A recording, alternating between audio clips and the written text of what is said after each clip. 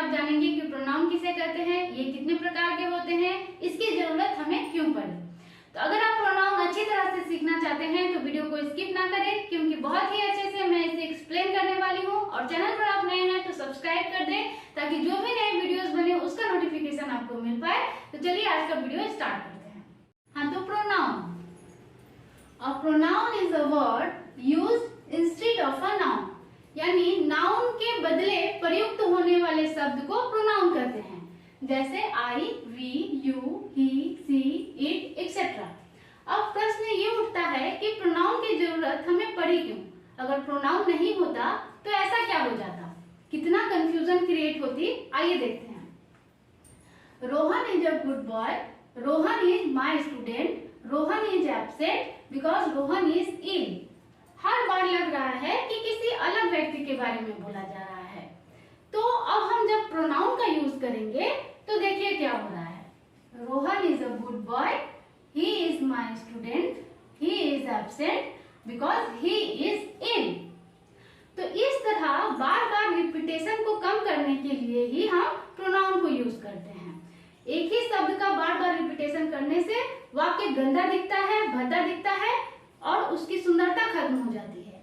इसे बरकरार रखने के लिए ही हम नाउन के जगह प्रोनाउन का यूज करते हैं। तो यहाँ रोहन के जगह हमने ही का प्रयोग किया, जो कि हमारा प्रोनाउन है।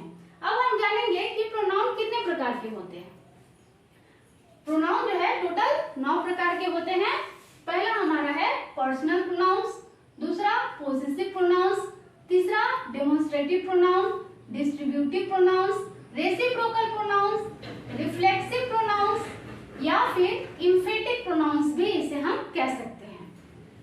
इंडेफिनाइट प्रोनाउन, रिलेटिव प्रोनाउन और इंट्रोगेटिव प्रोनाउंस। हाँ, तो हमारा personal pronoun, personal pronoun that mean पुरुषवाचक सर्वनाम, जिसे हम हिंदी में कहेंगे। इसमें आपका I, me, we, us, you, he, her, them, it etcetera word आएंगे। पर्सनल यानी कि पर्सन, जब भी हम बात करेंगे तो इसमें 3 लोगों की जरूरत होती है, फर्स्ट पर्सन, सेकंड पर्सन और थर्ड पर्सन। फर्स्ट पर्सन यानी कि स्पीकर, जो बात करता है, जिसमें आई और वी आता है। ठीक है, आई यानी कि मैं अपना बात किसी से कहूंगी। दूसरा वी यानी कि 2 या 3 या ग्रुप ऑफ पर्सन एक साथ मिलकर अपना बात किसी से कहेंगे। दूसरा आपका है सेकंड पर्सन, स्पीक टू, जिससे हम बात करेंगे, ठीक है, जिसमें यू आता है। और तीसरा है थर्ड पर्सन यानी कि स्पीक ऑफ, जिसमें ही और सी आता है। ठीक है, जिसके बारे में हम बात करते हैं वो होता है थर्ड पर्सन। अब जो है इसका डेफिनेशन हम कुछ इस प्रकार से दे सकते हैं।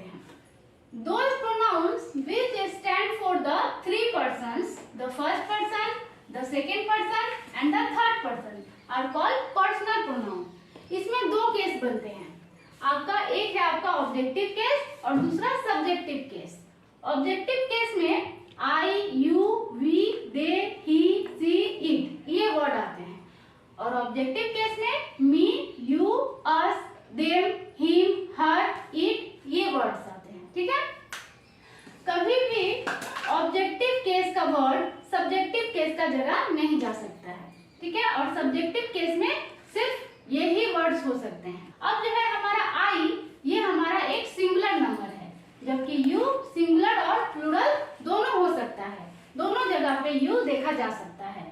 वी एक प्लूरल नंबर है, दे प्लूरल नंबर है, ही सिंगुलर नंबर है, सी सिंगुलर नंबर है, इट आपका सिंगुलर नंबर है। ठीक है, आप एग्जांपल को देखें। ही प्लेज विथ मी, यहाँ पे ही क्या है, एक सब्जेक्ट है। ठीक है, सब्जेक्ट है जो कि सब्जेक्ट की जगह पे आया हुआ है ही। ठीक है, मी एक ऑब्जेक्ट है जो कि ऑब्जेक्ट के जगह पे आता है। कभी भी सेंटेंस जो है मी से स्टार्ट नहीं हो सकता। दूसरा है आपका दूसरा नंबर एग्जांपल देखें, I know you, I know you. I हमारा सब्जेक्ट है और यू हमारा ऑब्जेक्ट है। ठीक है, ऑब्जेक्ट है। वी आर एक्टिव, वी जो है हमारा यहाँ सब्जेक्टिव केस में है। दे हेल्प अस, दे जो है हमारा सब्जेक्ट है और अस हमारा ऑब्जेक्ट है। प्रोनाउंस के बारे में जानेंगे। पोसेसिव प्रोनाउन, पोसेसिव प्रोनाउन जिसे हम हिंदी में अधिकारवाचक सर्वनाम कहते हैं, जैसे mine, ours, yours, his, hers, theirs etcetera, ये सारे वर्ड जो है वो पोसेसिव प्रोनाउंस के हैं। इसका डेफिनेशन कुछ इस प्रकार होगा, a possessive pronoun is a pronoun that is used to indicate possession और ओनरशिप। पोसेसिव प्रोनाउन का इस्तेमाल हम वहां करते हैं जहां अधिकार शब्द का बोध हो, यानी जिन चीजों पर हमारा अधिकार होता है हम वहीं पे पोसेसिव प्रोनाउन का यूज करते हैं। इनके भी दो केस होते हैं, एक आपका पोसेसिव एडजेक्टिव और दूसरा आपका पोसेसिव प्रोनाउंस। ठीक है, पोसेसिव एडजेक्टिव में my, your, our, their, his, her, its ये वर्ड आते हैं, और पोसेसिव प्रोनाउन में mine, your, yours, ours, theirs, his, her, its ये सारे वर्ड्स आते हैं। प्रोनाउन का मतलब क्या होता है? प्रोनाउन वो होता है जो नाउन की जगह पर यूज किया जाता है, यानी नाउन को रिप्लेस करके हम प्रोनाउन का यूज करते हैं। बट एडजेक्टिव वो होता है जो नाउन के पहले लगकर उसे क्वालिफाई करे, उसकी विशेषता को बताए। आइए देखते हैं एग्जाम्पल में। देखिए, दिस इज माई पेन। ठीक है, तो यहाँ पे माई जो है इससे जस्ट बाद क्या लगा हुआ है? पेन, यानी कि पेन एक नाउन है, इससे जस्ट पहले पोसेसिव लगा हुआ है साइन। ठीक है, तो ये हमारा क्या हुआ? माई हमारा पोसेसिव एडजेक्टिव हुआ जो कि पेन को क्वालिफाई कर रहा है। ठीक है, दूसरा एग्जांपल देखिए, दिस इज आवर हाउस। ये हाउस जो है एक नाउन है, उससे जस्ट पहले आर का इस्तेमाल किया गया है जो हाउस को क्वालिफाई करने का काम कर रहा है, इसीलिए आर जो है यहाँ पे एडजेक्टिव है। अब ये इन एग्जांपल्स को देखें, दिस पेन इज माइन, यहाँ माइन के बाद किसी भी नाउन का इस्तेमाल नहीं किया गया है, इसीलिए ये प्रोनाउन है, नाउन पहले ही यहाँ पे लग चुका है। ठीक है, दिस हाउस इज आर्स, यहाँ भी देखिए आर्स के बाद किसी भी नाउन का इस्तेमाल नहीं किया गया है। ठीक है, नाउन इससे पहले ही लग चुका है, इसीलिए ये एक प्रोनाउन है।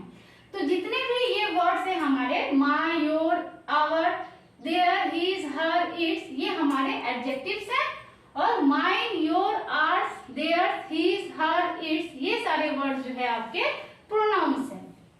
अब ध्यान देने वाली बात यहाँ है, देखिए, दिस इज हिज बुक, यहाँ पे हिज यहाँ भी है, दिस बुक इज हिज यहाँ भी है। ठीक है, तो हिज एक ऐसा वर्ड है जो पोसेसिव एडजेक्टिव में भी होता है और पोसेसिव प्रोनाउन में भी। ठीक है, तो यहाँ पे देखिए ये वाला हिज जो है आपका नाउन है कि प्रोनाउन है कि एडजेक्टिव? यहाँ पे यहाँ देखेंगे हम, इसके जस्ट बाद एक नाउन का इस्तेमाल किया गया है, यानी ये नाउन से जस्ट पहले लगा हुआ है, तो ये एक एडजेक्टिव है जो कि इस बुक को क्वालिफाई कर रहा है। ठीक है, यहाँ पे दिस बुक इज हिज, यहाँ हिज के बाद किसी भी नाउन का इस्तेमाल नहीं किया गया है, इसीलिए हिज एक प्रोनाउन है। तीसरा हमारा है डेमोन्स्ट्रेटिव प्रोनाउंस, जिसे हिंदी में हम संकेतवाचक सर्वनाम कहते हैं, जिसमें आपका this, that, these, those, such, the same etcetera ये वर्ड्स आते हैं। ठीक है, इसका definition, demonstrative pronouns are used to show, to point, to indicate a thing, things और पीपल, यानी व्यक्तियों और वस्तुओं को इंडिकेट या फिर पॉइंट करने के लिए हम डेमोन्स्ट्रेटिव प्रोनाउन का यूज करते हैं। इसमें भी वही केस बनता है, यानी कि जब डेमोन्स्ट्रेटिव प्रोनाउंस का यूज किसी नाउन से पहले हो जाए तो ये एडजेक्टिव बन जाते हैं। जैसे एग्जांपल्स देखें आप डेमोन्स्ट्रेटिव एडजेक्टिव का, this pen is mine, this pen is mine, तो यहाँ पे दिस क्या है? डेमोन्स्ट्रेटिव प्रोनाउन है आपका, लेकिन इसके जस्ट बाद एक नाउन का इस्तेमाल किया गया है। ठीक है, दिस के बाद एक नाउन है, तो इसीलिए ये डेमोन्स्ट्रेटिव प्रोनाउन नहीं बल्कि डेमोन्स्ट्रेटिव एडजेक्टिव्स है। These books are yours, तो यहाँ बुक्स जो है वो एक नाउन है जिसके जस्ट पहले इसका प्रयोग किया गया है, इसीलिए ये भी एक डेमोन्स्ट्रेटिव एडजेक्टिव है। यहाँ भी सच मेन आर डेंजरस, सच जो है वो डेमोन्स्ट्रेटिव वर्ड है हमारा प्रोनाउन के, लेकिन इसके जस्ट बाद एक मेन यानी कि एक नाउन का इस्तेमाल किया गया ठीक है, तो इससे जस्ट पहले इसका यूज किया गया है, इसीलिए ये डेमोन्स्ट्रेटिव एडजेक्टिव है, ना कि प्रोनाउन। अब है आपका डेमोन्स्ट्रेटिव प्रोनाउंस का एग्जांपल देखिए। दिस इज अ पेन, यहाँ पे दिस जो है यहाँ पे लगा हुआ है और इसके बाद तुरंत बाद किसी भी नाउन का इस्तेमाल नहीं किया गया है। इसे पेन को इंडिकेट करने के लिए इसका इस्तेमाल किया गया है। दिस इज अ पेन, ये सिर्फ पेन को इंडिकेट कर रहा है, इसीलिए ये डेमोन्स्ट्रेटिव एडजेक्टिव नहीं, डेमोन्स्ट्रेटिव प्रोनाउन है। फिर दोज आर बॉयज, यहाँ दोज के तुरंत बाद किसी नाउन का इस्तेमाल नहीं किया गया है, इसीलिए ये डेमोन्स्ट्रेटिव प्रोनाउन है। दिस इज नाइस, यहाँ दिस के बाद किसी भी नाउन का इस्तेमाल नहीं किया गया है। डू यू लाइक दिस, यहाँ पे दिस के बाद भी किसी नाउन का इस्तेमाल नहीं किया गया है। तो बस हमें इतना ही ध्यान रखना है कि जब डेमोन्स्ट्रेटिव प्रोनाउन के तुरंत बाद किसी नाउन का इस्तेमाल हो तो वो डेमोन्स्ट्रेटिव प्रोनाउन नहीं बल्कि एडजेक्टिव बन जाते हैं। डिस्ट्रीब्यूटिव प्रोनाउंस, जिसे हिंदी में हम व्यष्टिवाचक सर्वनाम कहते हैं, जिसमें आपका आइदर, नाइदर, ईच ये वर्ड्स आते हैं। इसका definition, the pronouns that refer to persons और things one at a time are called distributive pronouns, यानी कि वे प्रोनाउन जिनका प्रयोग दो या दो से अधिक व्यक्तियों या वस्तुओं में से किसी एक को अलग करने के लिए किया जाए, वे आपका डिस्ट्रीब्यूटिव प्रोनाउन कहलाते हैं। इनके साथ हमेशा सिंगुलर वर्ब का ही इस्तेमाल किया जाता है। यहाँ भी दो केस मिलेंगे आपको, एक आपका ऑब्जेक्टिव केस और दूसरा आपका प्रोनाउन। तो जब भी आपका आइदर, नाइदर, ईच किसी सिंगुलर नाउन से पहले यूज हो तो वो एक डिस्ट्रीब्यूटिव एडजेक्टिव कहलाएंगे। ठीक है, एग्जाम्पल को देखें, ज्यादा समझ में आएंगे।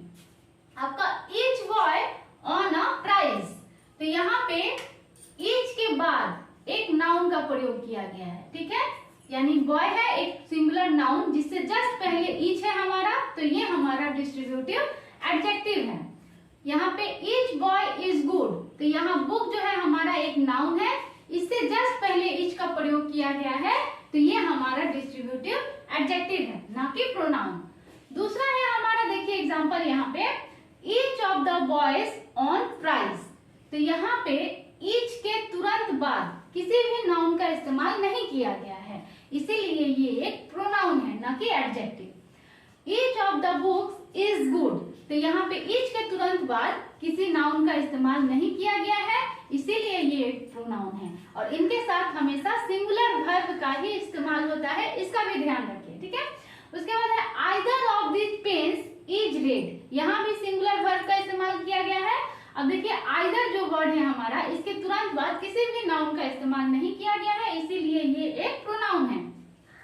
आइदर का प्रयोग हमेशा दो में से किसी एक के लिए यूज होता है, और ईच जो होता है आपका दो से अधिक व्यक्तियों के लिए यूज होता है। रेसिप्रोकल प्रोनाउंस, जिसे हिंदी में पारस्परिक संबंधवाचक सर्वनाम कहते हैं, इसका एग्जाम्पल आपका ईच अदर और वन अनदर होता है। ठीक है, रेसिप्रोकल का अर्थ ही होता है परस्पर, आपस में। ठीक है, तो ये एक रिलेशनशिप को बिल्ड करता है। देखिए आपका डेफिनेशन होगा, each other and one another are known as reciprocal pronouns because they show a reciprocal relationship. Reciprocal relationship यानी कि आपसी रिलेशनशिप, आपसी संबंध। ठीक है, एग्जाम्पल देखिए, Radha and Krishna love each other, यानी कि राधा और कृष्णा आपस में एक दूसरे से प्रेम करते हैं। ठीक है, आपस में आपसी प्रेम का बात यहाँ किया जा रहा है। The two girls love each other, two girls यानी दो लड़कियां आपस में एक दूसरे से प्यार करती हैं। अच्छा, तीसरा एग्जाम्पल हमारा है, we all love one another, माने हम लोग सभी जो है एक दूसरे से प्यार करते हैं। तो जब भी ईच अदर का इस्तेमाल हो तो सिर्फ दो व्यक्तियों के लिए इसका इस्तेमाल होता है, जबकि वन अनदर जो है वो दो से अधिक व्यक्तियों के लिए यूज किया जाता है। छठा हमारा है रिफ्लेक्सिव एंड एम्फेटिक प्रोनाउंस, जिसे हिंदी में निजवाचक और दबाव सूचक सर्वनाम कहते हैं। इसमें आपका myself, ourself, herself, itself, himself, yourself, themself और वन सेल्फ जैसे वर्ड आते हैं। इसको हम इस तरह से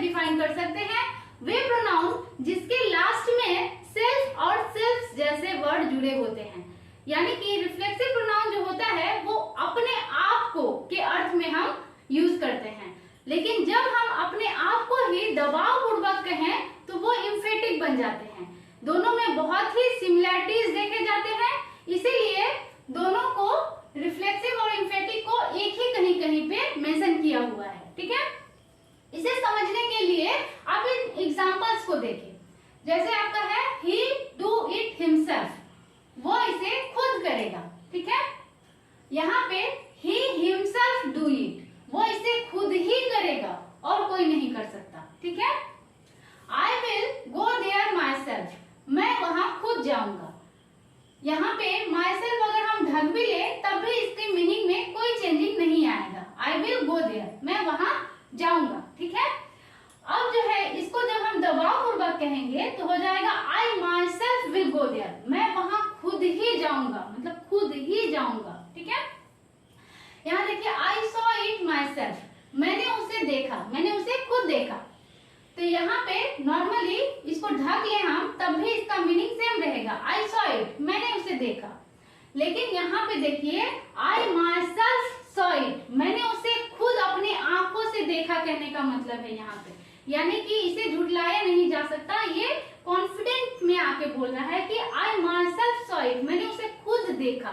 तो सेम वर्ड रहेंगे, बस जब हम अपनी ही बात को दबाव पूर्वक कहेंगे तो वो इन्फेटिक बन जाते हैं, अदरवाइज ये आपका रिफ्लेक्सिव प्रोनाउन कहलाते हैं। इनडेफिनाइट प्रोनाउन, जिसे हम अनिश्चयवाचक सर्वनाम हिंदी में कहते हैं, इसके अंतर्गत आपका everybody, somebody, nobody, anybody, everyone, someone, none, anyone, everything, something, all, any, both, another, much, few, little, must, most, enough, many, none, one, some, other, others, ये सारे वर्ड जो है आपका इनके एग्जाम्पल्स होंगे। ठीक है, इसका डेफिनेशन कुछ इस प्रकार होगा, the pronoun which refers to persons or things in a general way and does not refer to any person or thing in particular is called indefinite pronoun।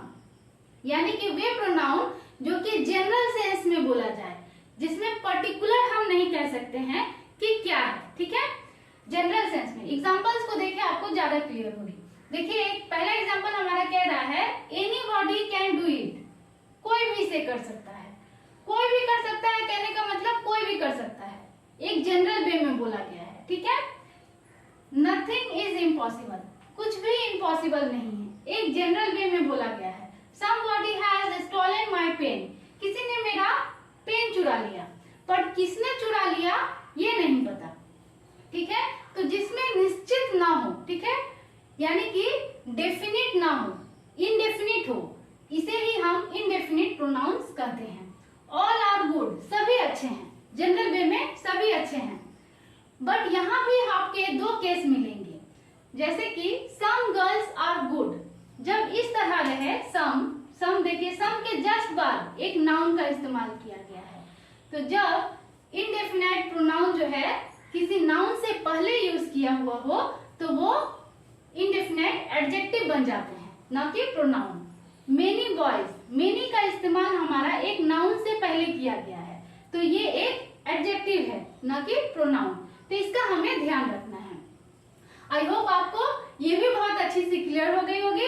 अब हम आगे बढ़ेंगे अपना रिलेटिव प्रोनाउन की ओर। आठवां आपका है रिलेटिव प्रोनाउंस, जिसे हम संबंधवाचक सर्वनाम कहते हैं। इसके अंतर्गत आपका who, whom, whose, which, that, as, but, what जैसे वर्ड मिलेंगे आपको। बट यहाँ पे इनका प्रयोग प्रश्न पूछने के लिए नहीं बल्कि रिलेशन बताने के लिए किया जाता है, इसीलिए इन्हें रिलेटिव वर्ड्स कहते हैं। ठीक है, ये ज्वाइनिंग का भी काम करता है, यानी कि वे प्रोनाउन जो अपने पहले प्रयुक्त किसी नाउन या फिर नाउन इक्विवेलेंट वर्ड से संबंध बताते हैं उसे ही रिलेटिव प्रोनाउन कहते हैं। जैसे एग्जांपल को देखिए आप, Radha is beautiful, she is my sister. ठीक है, तो अब हम इसे जब जोड़ेंगे तो हो जाएगा राधा हु इज ब्यूटीफुल, यानी राधा जो ब्यूटीफुल है इज माय सिस्टर। अब ये जुड़ गया है, बट यहाँ पे हु का प्रयोग जो है प्रश्न पूछने के लिए नहीं, वो राधा के लिए किया गया है।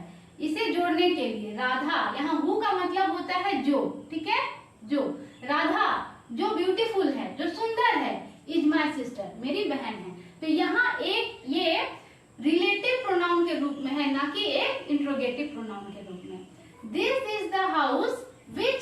फादर बिल्ड, यहाँ भी जो विच का इस्तेमाल किया गया है, यहाँ भी आपका ये संबंध बताने के लिए किया गया है। यहाँ पे दिस इज द हाउस, ये वो घर है जिसे मेरे पापा ने बनाया, तो ये वर्ड यहाँ पे रिलेटिव वर्ड्स है।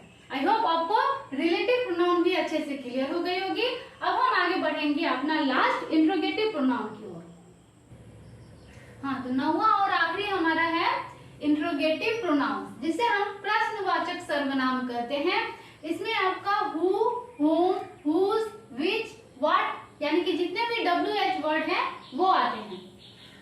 इसका डेफिनेशन होगा the pronoun used for asking a question is called interrogative pronounce. Way pronoun जो प्रश्न पूछने के लिए यूज किए जाते हैं उसे ही हम इंट्रोगेटिव प्रोनाउन कहते हैं। इसमें आपके 3 केस मिलेंगे। पहला आपका है सब्जेक्टिव या फिर नॉमिनेटिव केस, जिसमें आपका हु आता है यानी कि कौन। दूसरा आपका ऑब्जेक्टिव केस, जिसमें हुम आता है यानी कि किसे। तीसरा है आपका पोसेसिव या फिर जेनेटिव केस, जिसमें आता है हुज यानी कि किसका। ठीक है, अब एग्जांपल्स को देखें। Who are playing cricket, cricket कौन खेल रहे हैं, तो आंसर होगा children. Children are playing cricket, यानी कि यहाँ हु जो है आपका वो किसके लिए यूज हुआ है, हु जो है सब्जेक्ट के लिए यूज हुआ है, यानी कि ये सब्जेक्टिव केस है। हु एक सब्जेक्टिव केस में आ रहा है ना हु, तो हु सब्जेक्टिव केस। सब्जेक्ट क्या है हमारा, चिल्ड्रेन। चिल्ड्रेन हमारा सब्जेक्ट है यानी कि नॉमिनेटिव केस है, तो इस सब्जेक्ट के लिए हु का प्रयोग हुआ है, इसीलिए हु एक नॉमिनेटिव या फिर सब्जेक्टिव केस है। दूसरा है आपका एग्जांपल देखिए, whom has he invited, किसको उसने इनवाइट किया, किसको या फिर किसे इनवाइट किया, तो आंसर होगा he has invited his friends। तो whom जो है हमारा ऑब्जेक्टिव केस में आता है, क्योंकि ये ऑब्जेक्ट के लिए यूज किया गया है। किसके लिए, किसे इनवाइट किया गया, फ्रेंड को। फ्रेंड कहाँ है, ऑब्जेक्ट के जगह पर है, फ्रेंड हमारा ऑब्जेक्ट के जगह पर है, इसके लिए whom का यूज किया गया, इसीलिए whom एक ऑब्जेक्टिव केस है। ठीक है, अच्छा अब तीसरा देखिए, whose is that car, ये कार किसका है, तो आंसर होगा that is mine। mine क्या है, एक पोसेसिव वर्ड है, तो इसके लिए whose का प्रयोग किया गया, इसीलिए whose एक पोसेसिव केस या फिर जेनेटिव केस है। तो आई होप आपको सारे प्रोनाउंस जो है बहुत ही अच्छे से क्लियर हो गई होगी, और मिलते हैं अगले वीडियो में। Thank you.